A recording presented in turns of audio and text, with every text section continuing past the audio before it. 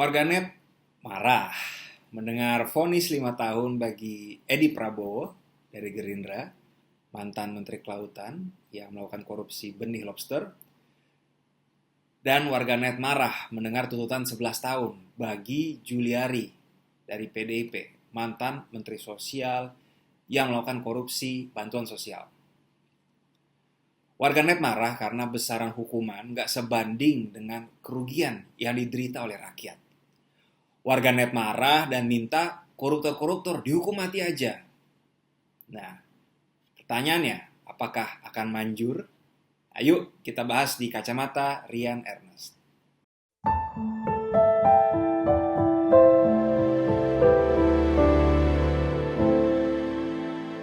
Meski mantan Menteri Juliari dan Edi ini sama-sama mengkhianati amanat rakyat dan partainya, tapi untuk Juliari ini memang kebangetan. Dia bersiasat mendapatkan sogokan untuk proyek bansos di saat lagi bencana nasional, lagi pandemi pula. Dan bukan hanya itu saja, kita sebagai negara sedang mengalami bencana ekonomi atau resesi.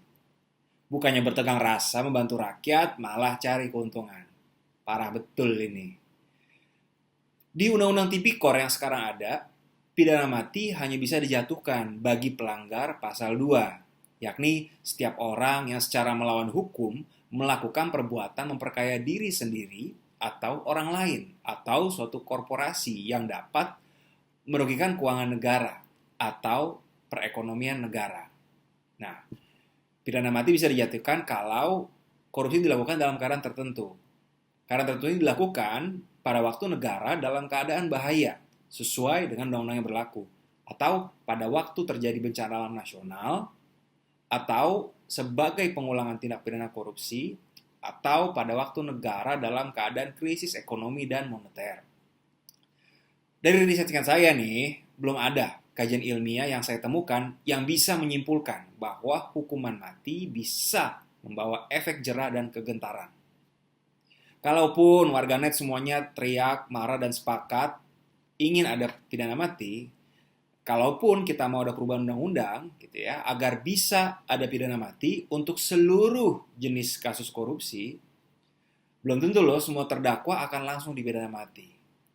Semuanya akan kembali ke bukti-bukti, keparahan kerugian negara, dan daya rusak korupsi, dan juga keputusan dari hakim.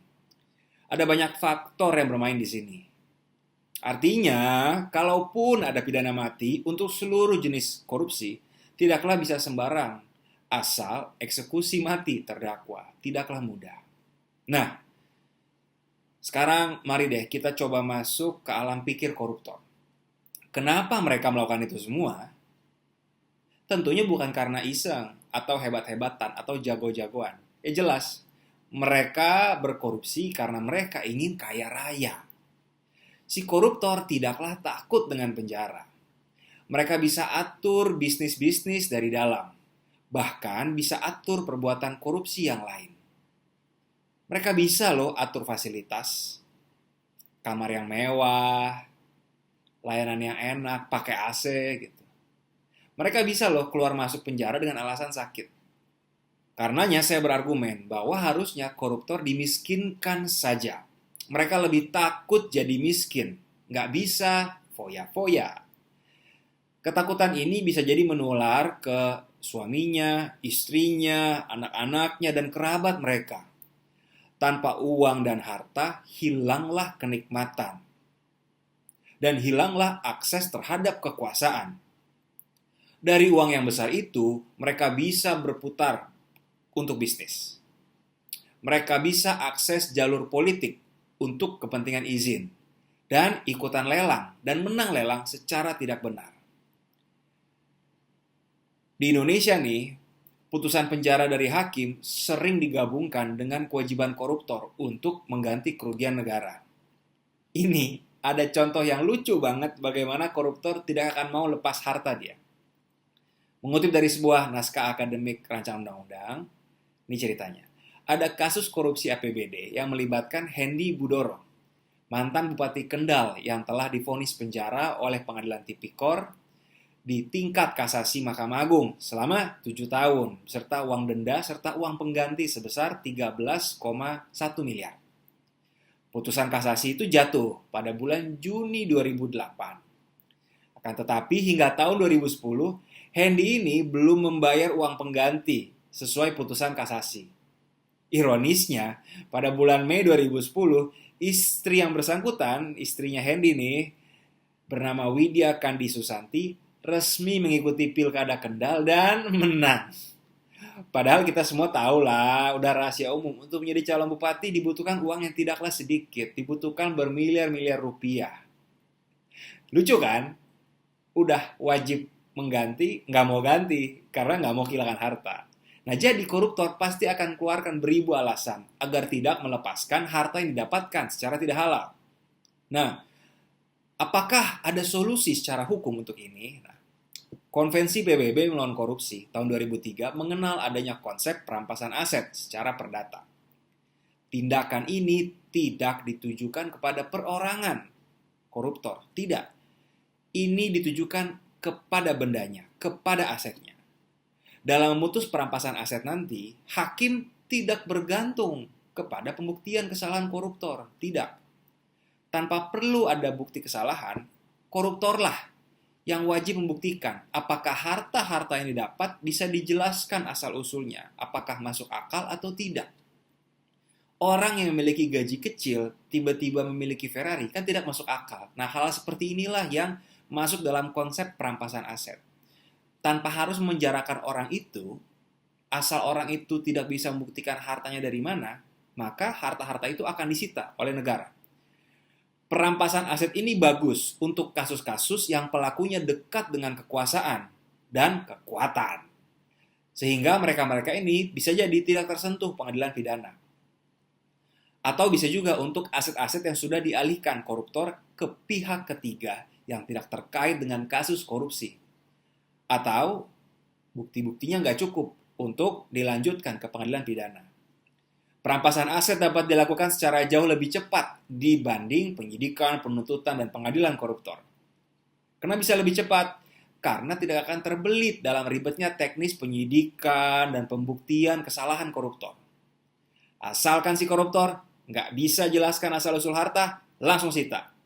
Dan ini semua memang harus cepat. Kenapa? Karena koruptor biasanya dengan duit yang begitu banyak, biasanya punya penasihat keuangan yang bisa dengan segera mengaburkan aset.